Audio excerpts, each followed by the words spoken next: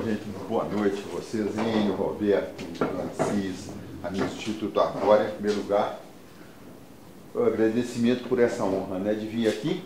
E como vocês até colocaram no convite, seria uma coisa de falar primeiro, sem censura, e fazer reflexões, né, de onde vimos, de onde viemos, para onde nós vamos, na questão da sustentabilidade. E dessas coisas que eu estava um pouco pensando como que poderiam agregar alguma coisa, pensando sobre, a partir do meio ambiente, como é que a história veio, né? Reflexões ao longo dessa história, do momento onde a gente está e para onde que nós vamos, né? E principalmente falando assim, se para onde vamos, né, depende o que nós queremos, né? O que o país quer, o que vai, as modificações que nós estamos tendo, essa entrada real no século XXI, o que é isso? Quais que seriam, e eu vejo alguns, nós entre os amigos que a gente está aqui no INDA, em vários lugares, a gente vê as cabeças vão branqueando, né? As pessoas vão chegando, e quando a gente fala, inclusive a primeira reflexão é a questão do tempo, né? O tempo que vai rápido demais, que corre, e a gente ainda ouve, quando fala assim, a questão ambiental é muito jovem, é muito recente, já não é tão recente assim, né? Então acho que uma reflexão sobre como é que é esse tempo, e esse tempo como é que nele se ancoram as questões das reflexões, a questão das metas das diretrizes ambientais, como é que tem acontecido. E eu vou começar então por isso, pegar a história desde a década de 70, né, quando eu cheguei no Brasil, eu estava de volta do meu doutorado, em 1975, né, governador do estado Aureliano Chaves. E no Brasil se falava pouquíssimo sobre a questão ambiental, a questão ecológica, as limitações, e sustentabilidade nem pensar, né? Sustentável, sustenta porque não cai, né?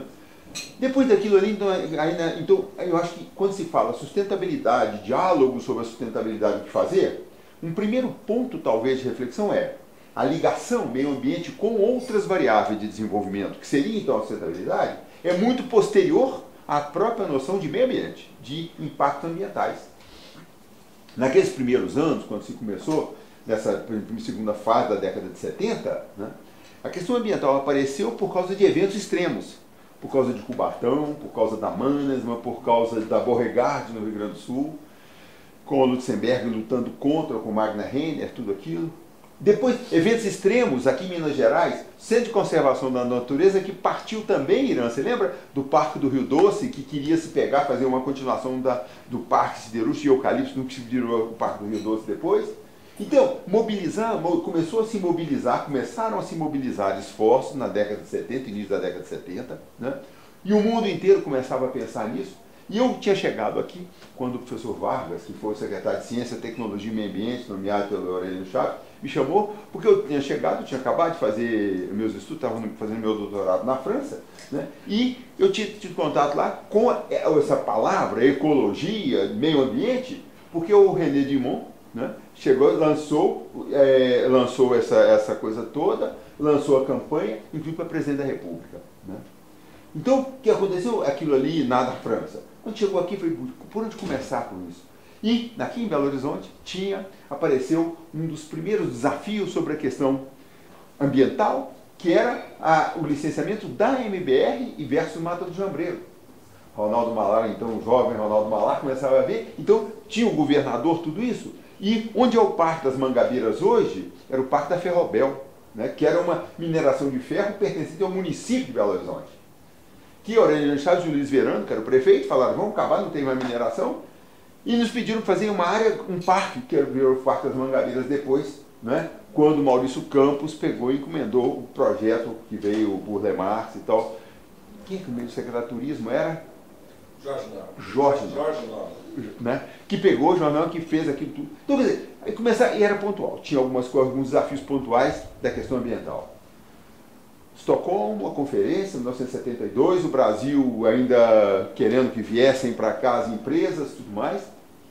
A delegação brasileira veio e teve uma figura que foi muito importante isso tudo, que foi secretário executivo do Ministério do Interior, né? Que era o Henrique Brandão Cavalcante, que pegou e falou que quando ele chegou, ele alertou o governo na época, olha, essa questão de meio ambiente pode nos pegar. vamos montar no Ministério do Interior uma secretaria especial de meio ambiente, que foi criada em 1973. Paulo Nogueira Neto, primeiro titular. Quase sem estrutura, quase ninguém, né? E começou até em 1975, quando assumiram vários governos, Aureliano Chaves aqui, Rio de Janeiro, São Paulo, todos, começaram a pensar, onde é que a gente vai enfiar esse negócio de questão de meio ambiente? Não se falava de sustentabilidade, era desenvolvimento, crescer tinha um impacto, que o impacto estava sendo demais. Aqui começou então na ciência e tecnologia com o meio ambiente.